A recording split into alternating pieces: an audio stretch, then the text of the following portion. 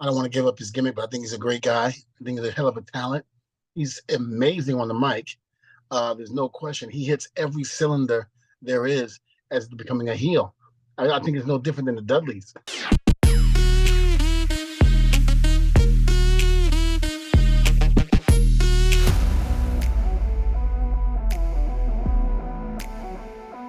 Hello, everyone, from Apter's Alley, Sportskeeda headquarters. This is Bill Apter, and right now, part of our expert panel, live in 3D. Devon Dudley, welcome. Thank you for having me on the show. Appreciate it. Thank you so very much for being one of our people on the experts, on the panel of experts. All right, so I'm going to get my my Sportskeeda award book here, and we're going to go down and ask you about 5 different categories. Okay, right? Go ahead. With your with the many years you spent in WWE, and I know you follow all AEW and everything, we're going to hit you up with these. The first category is the 2022 Wrestler of the Year, Male Wrestler of the Year. I'm going to have to go with Roman Reigns. Okay.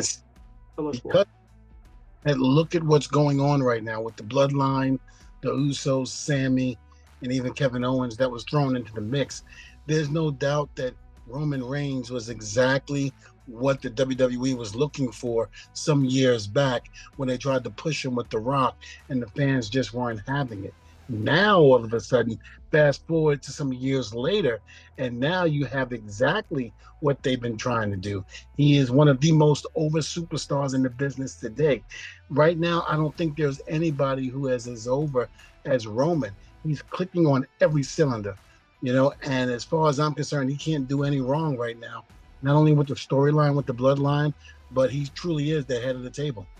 Well, that is the current storylines. 2022, he had a fantastic year, didn't he? Absolutely. Coming back from a battle with cancer and then taking himself right back on track again and being right on top of this game. I mean, you got to give him a lot of credit for that. And not too many people can honestly say they can bounce back and do the things that he's done after being dealt with those cards of being sick. Paul Heyman, his advisor, has said that Roman's career has taken such a great turn. He thinks Roman should get an Academy Award for being who he is. Actually, an Emmy Award, a TV Emmy Award. What do you say? I say everyone in that storyline should get it, including it, right after Roman. It's got to be Jey Uso. I mean, the stuff that the Usos are now doing is tremendous. And I remember being a producer with WWE. I was like the main producer at that time with the Usos and the New Day. So the majority of the matches that the Usos had, I was basically a producer. And I remember several times speaking up in the production meeting for the Usos to be able to have the microphone and really talk and take it to the next level. We all knew what they can do in the ring, but now what they're doing on the mic is truly tremendous. So to have that element of the Usos and the head of the table, Roman Reigns, of course, with Sammy and Mr. Paul Heyman, I mean, you can't lose. And one of the greatest things I like about that is just like Paul Heyman helped Brock Lesnar get to where he is today, because he did, with his knowledge and insight. And I think how Paul is when he has in his stable, and he's basically going out with them. You better believe that the knowledge that's coming out of that head is going right into the person that he truly believes that he's walking down that aisle with. So would you give an unofficial award for the, we'll call him manager, even though he doesn't. Would you give an unofficial award to Paul Heyman as the spokesman of the year? Oh, absolutely. Absolutely. With MVP right behind him. All right. So now that we were talking tag teams, we might as well go down to that category. I think a lot of people, fan-wise, would probably pick Toxic Attraction. And I say that with a lot of respect because these are beautiful women, not only with just Mandy Rose, but Gigi and JC are just beautiful women, and they know what they're doing in the ring. But I got to go with the most success and the tag team that's basically helping to put tag team back on the map again. and I'm going to have to say that's the Usos. Not Mhm. taking anything away from FTR, which I've known as Revival. I've worked with them when they were in WWE on many occasions as a producer, so I know what they're capable of. But I just think the Usos have that edge. I'm very, very um, honored that the Usos were able to use the 3D finish. Yes, And, yeah. and not only that, but they called and asked me, was it okay?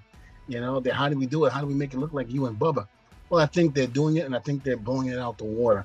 So I'm very happy for the Usos and all their success this year. They've had some bumps in the road, which we're all, familiar with. But something, that's life. And I don't know anybody in the wrestling business that hasn't had a bump in the road, but yet got over it and has been successful. Okay, so tag team of the year, the Usos. All right, so let's go now to since you had so much to do with the production of WWE and NXT. Let's look at the rookie of the year. Making me sweat here because every single one of them should be rookie of the year. I really do.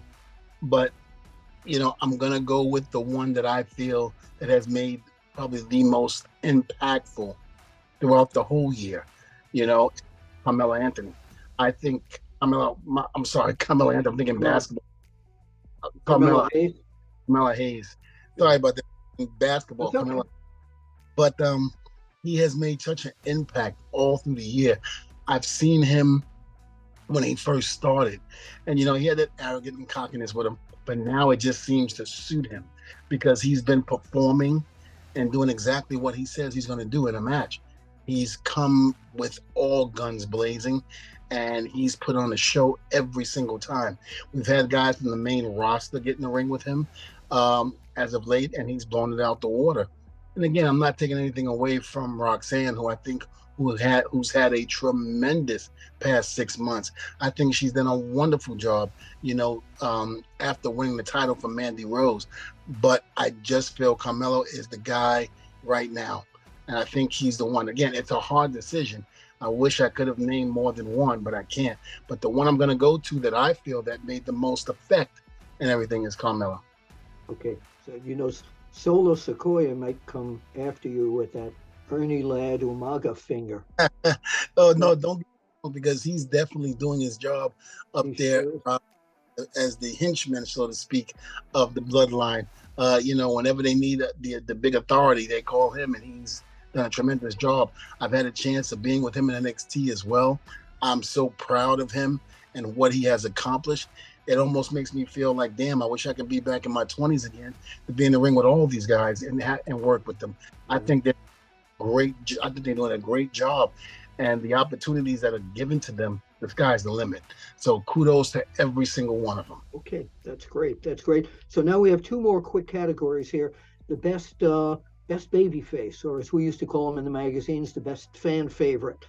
Well, I'm probably going to have to go with, and people going to think I'm biased because I haven't picked anyone from AEW yet, and that's just not the case. I mean, I think they're doing a great job over there as well. But this one, I'm going to go with Bianca Belair. I just think she's a tremendous athlete. I think she definitely is the EST of the WWE. I love it that the fans get behind her. The fans are right there in her corner, and they love her. Everything that she's accomplished, she's probably on her way to becoming one of the longest reigning, women's champion of all time, next to Charlotte. And I just feel that she has it all. She's proven it in and out of the ring of her success. So, not taking again anything away from anybody else, but I think one of the biggest baby faces that you can tell that, gets over the most and does what they're supposed to do is Bianca. So I got to go with Bianca. All right. You know what I call her because of that great uh, pigtail that she's got? I call her Bianca Belair. All right. Finally, the last question here: the most evil heel.